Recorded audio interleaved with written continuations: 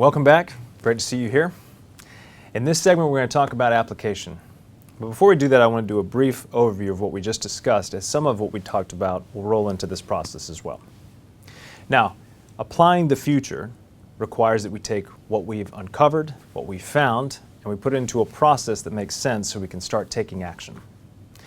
Now, as we talked in the last part of the last segment about potential implications, it's easy to say, well, we can look and see what this might do to various facets of society, but I want to give you a little bit more of a structured process so that you can start applying this in your organization right now.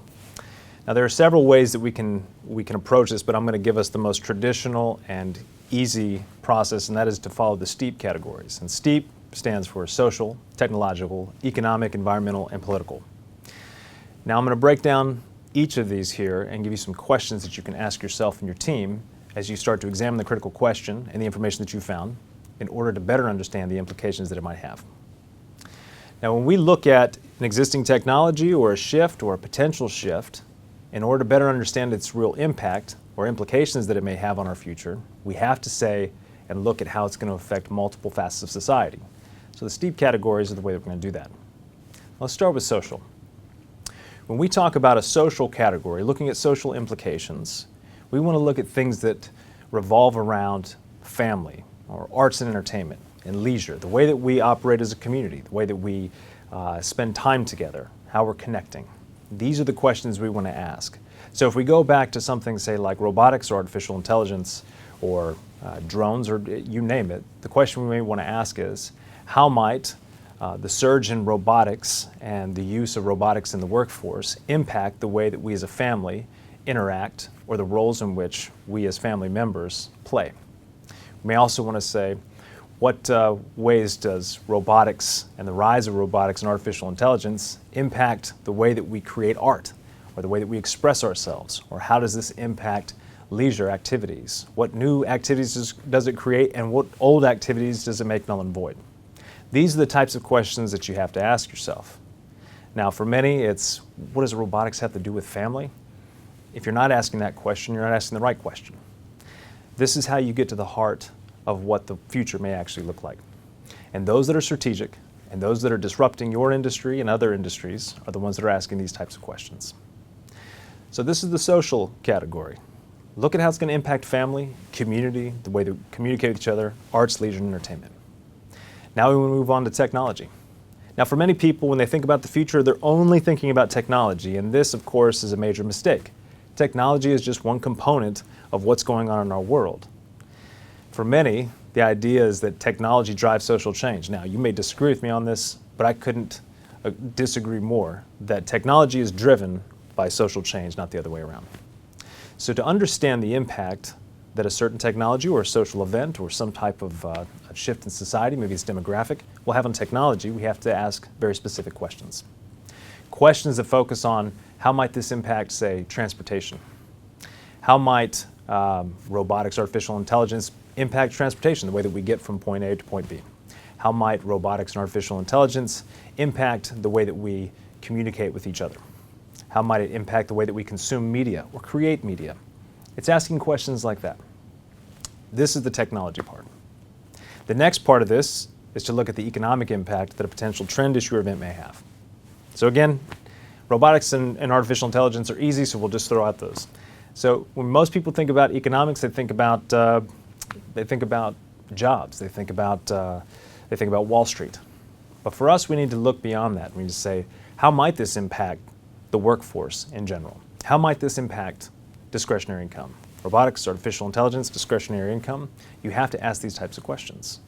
What new opportunities or what new currencies might be created as a result of robotics and artificial intelligence? Now, the next area that we need to look at is the environmental factors. So if we look at how a trend, issue, or event may impact the environment, we want to determine how this is going to impact resource quantity and quality. Now, for many that look at certain economic models, the environment has been labeled as an externality. But the fact of the matter is the environment, the natural environment, should be central. It should be a centrality to the way that we determine how certain trends, issues, and events may impact our world. Because at the end of the day, if our environment is completely wiped out, well, there's nothing else to talk about. So we need to look at how trends, issues, and events are going to impact things such as air quality, resources, the quantity of resources, asking questions like how might artificial intelligence and robotics impact biodiversity. It's these type of questions that we need to be asking. Now, again, for most, trying to make those connections is difficult, but the key factor here is determining where that line, that logical line of impact may be. Moving beyond the environment, we know how this might impact public policy. We can see this right now, and I'll use an example that recently came about, and that is genetic modification in children. And unborn children, so genetic modification in utero. For years we've been able to do this, but it's been so controversial. For many, they might recognize this as the concept of designer babies. Now, I can remember several years ago going and talking to groups and saying, look, we need to talk about this, designer babies, artificial intelligence, and most of them look at me with a blank stare as though I was coming from outer space. But now you see over in the UK that Parliament made it legal for genetic modification for designer babies. It is seen as this is something that's possible. It helps to reduce the possibility of defects and disease and so on. It's here. This is not some possibility down the road. Once it is made to a public policy stage, it's been either made law, then you know that these things are going to increase rapidly. The key for us is to determine how these things might impact public policy. You want to beat it before it gets anywhere near that stage. It's at that point you can make better decisions. Because once it's gone into public policy, there's nothing you can really do about it. So looking at each of these facets helps you to better understand the impacts and the implications that trends, issues, and events may have on the future as a whole. And the goal of this here is to create a context by which to put your company and your products and services within. Too many organizations are making short-term decisions based on the assumption that very little will change, even though they know in their heart of hearts that it certainly will. So in order to better understand the future, you have to have a context, and that's how you create it. Now, as you go through that and you look at that, this is how you begin to ensure your future relevance. This whole program is really driven to help you ensure future relevance and create continuous growth, and the way that you do that is you have to ask the questions, you have to see what the context of the future might be, and then you have to put your products and services within that. Many of you may be shocked to find that your products and services are null and void in 5 years. But the goal, of course, is to say, how can we control the evolution of these products and services? How can we develop these or break into a new market? Where might our skill sets or expertise be able to create new market growth? That's the goal. But in order to know that, you have to have context. And now you know how to do it. Now, the next part of this process is where we apply over and over again. We've got the context, we understand these things.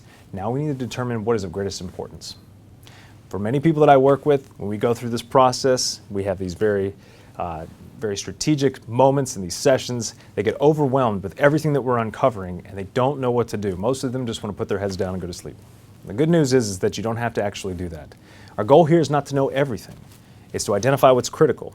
And we do this by determining which trend, issue, event, or which situation has the greatest impact and the greatest uncertainty.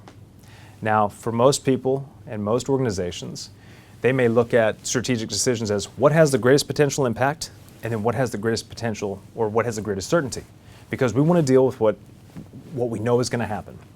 Well, in this process, you have to flip that. We want to know what may have the greatest potential impact, but we also want to know what has the greatest uncertainty, and the reason why is because whatever has the greatest uncertainty means that we can still take action now to change our direction or to change the direction of this trend, issue, or event that may be coming down the road. So you have to reframe this, change your mindset. So as you determine impact and uncertainty, there are several ways to rate this from a scale of 1 to 3. And this is something I recommend that you do with your team. I may say something has a 1 on impact and a 2 on uncertainty, but you being an industry expert may have a completely different answer for that. This is a process that's key. And there's a simple way to do this is by looking at each of the steep categories we've discussed previously and identifying, say, the top 3 to 5 greatest areas of concern that you uncovered as you were creating and looking at the potential implications, and then for you and your team to rate those. Which of these has the greatest potential impact to the future of our industry or our business, and which of these is also the greatest level of uncertainty? By doing this, you can now start to filter out key areas that you need to further explore. So there you have it. It's simple. Creating context about the future is critical for you to ensure future relevance and find new avenues to create continuous growth. Now, we're not done yet. When we go into the next segment, we're going to talk about how to utilize this information to create the framework for scenarios.